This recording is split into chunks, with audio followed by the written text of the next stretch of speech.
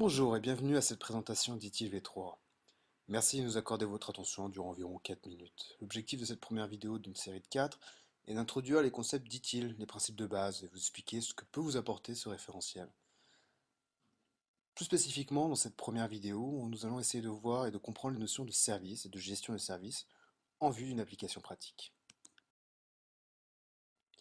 Avant de commencer, révisons ensemble quelques notions de base. Il s'agit ici de replacer une DSI, ou Direction des systèmes d'information, dans une organisation globale. Notre DSI est ici représentée sous la forme d'un fournisseur de services. Elle va ainsi pouvoir supporter l'organisation au même titre que les autres fournisseurs de services dans l'organisation. On peut penser au pôle RH, au pôle marketing, à la gestion financière, qui ont également ce rôle de support dans une organisation, mais ne proposent bien évidemment pas les mêmes services. Une DSI pourra proposer des services comme le mail, Internet, un applicatif métier, etc. À qui la DSI va-t-elle pouvoir proposer ces services? Eh bien, au cœur de métier d'une entreprise. Le but est ici de soutenir des entités métiers au contact direct avec les clients ou nécessaires à la fourniture du produit ou service final. On peut notamment citer le service vente, le service achat, la recherche et développement, la production, la logistique, un ensemble de processus métiers, ce que l'on appelle la chaîne de valeur ajoutée dans une entreprise. La 2SI va ainsi fournir des services ou processus métiers dont les principaux acteurs vont être considérés comme les utilisateurs. Les responsables de ces mêmes processus métiers seront eux considérés comme les clients. Ce sont eux qui définiront avec les DSI les besoins des utilisateurs.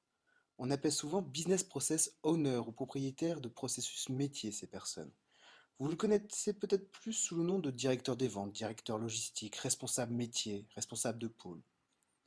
Enfin, le but, dit-il, est de fournir des guides, mettre en évidence les meilleures pratiques de l'industrie dans le domaine de l'ITSM ou IT Service Management, gestion des services IT, de formaliser des canaux de communication entre la DSI, les clients, les utilisateurs, permettre d'avoir une approche industrialisée dans la gestion des services proposés aux clients. Le référentiel ITSM décrit les bonnes pratiques de la gestion de ces services IT. On en vient à se poser la question de base, que veut dire ITIL? ITIL veut dire Information, Technologie, Infrastructure, Librairie. Il s'agit en fait de lignes directrices issues de l'expérience d'entreprise et d'administration. Ces lignes reprennent les activités ou processus dont le succès a été démontré et qui sont utilisés par de multiples organisations. Le but, aligner les services proposés par une DSI aux besoins exprimés par les métiers tout en maîtrisant les coûts. Placer les besoins métiers de l'entreprise au cœur des préoccupations de la DSI, cultiver l'écoute et la communication sans oublier le savoir-faire, c'est ce que l'on appelle la culture service. La gestion des services est le pilier sur lequel se base-t-il. Le service comme axe de communication et d'échange avec les métiers. On ne se fait plus plaisir en utilisant une technologie pour des raisons non liées aux préoccupations métiers afin de répondre aux besoins mal évalués ou en faisant de la surqualité. La culture service, c'est aligner les services informatiques sur les besoins de ses clients, améliorer la qualité des services informatiques, maîtriser les coûts de fourniture des services informatiques. La difficulté, l'appliquer à l'informatique, c'est tout. Par exemple, le traitement des incidents. L'objectif révisé est de rétablir le plus vite possible le service au niveau des métiers, tout en minimisant les impacts. Cela passera notamment par la mise en place de systèmes de priorisation des incidents, qui permettront de traiter en priorité les ruptures de service coûtant le plus cher au niveau des métiers, ou ayant le plus fort impact. Notre objectif va maintenant être d'inclure cette notion de service au sein de nos actions au jour le jour, et ainsi de constamment aligner et réaligner les pratiques des DSI en fonction des besoins exprimés par ses clients. En d'autres termes, industrialiser et professionnaliser les pratiques des DSI. Avant d'aller plus loin, essayons de trouver une définition générique de cette notion de service. Commençons par donner des exemples de services proposés par les DSI aux différentes entités d'une entreprise. Le premier qu'on puisse trouver, c'est probablement mail.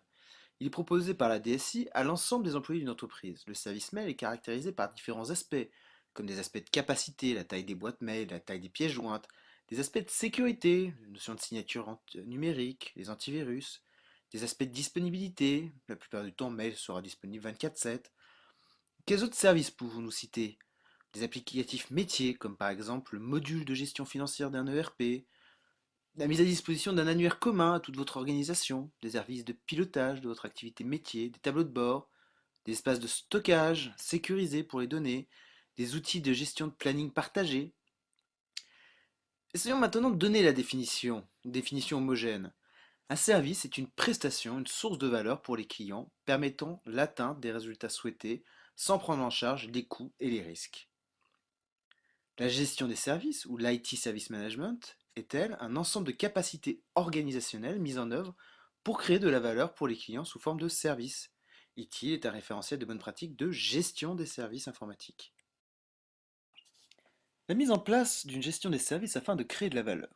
Il y a deux composantes essentielles à la création de valeur.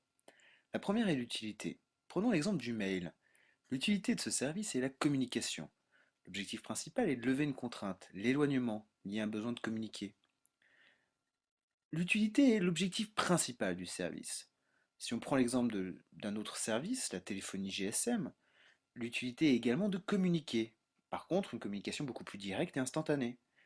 Si on prend l'exemple du service impression, l'utilité est d'obtenir sur document papier la transcription de ce que l'on a à l'écran. La deuxième composante essentielle à la création de valeur est la garantie de service, ou l'évaluation de la disponibilité, de la capacité, de la sécurité et de la continuité liées à un service. Si on garde notre fil rouge, le mail, la garantie de service associée serait une disponibilité 24/7, des problématiques liées à la capacité comme du stockage, un nombre d'emails envoyés par jour, des pièces jointes définies avec les clients, un système de cryptage si on parle de sécurité. C'est à la fois l'utilité et la garantie de service qui nous permettent, à travers cette fourniture de services, de générer de la valeur au niveau métier. Ces deux composantes sont indispensables. Si aujourd'hui nous avons dans la plupart des DSI une culture projet, la capacité de l'informatique à mettre en œuvre de nouvelles fonctionnalités, comme dans des projets d'entreprise, des nouvelles technologies, des évolutions réglementaires, on va chercher à mettre en place une culture service, la capacité de l'informatique à rendre le service demandé par les métiers. On parlera d'exploitation des services, avec notamment le suivi de la qualité des services, des engagements vis-à-vis des clients, métiers, la maîtrise des coûts. Et bien voilà, merci d'avoir regardé cette vidéo. L'objectif de cette dernière était de vous présenter ce qu'est la gestion des services, ce sur quoi porte-t-il. Un référentiel donc de bonnes pratiques sur la gestion des services.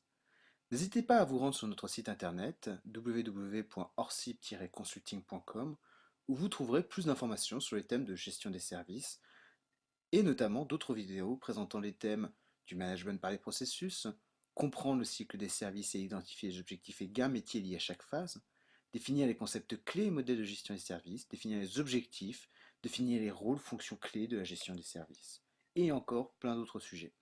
Merci encore une fois et bonne journée.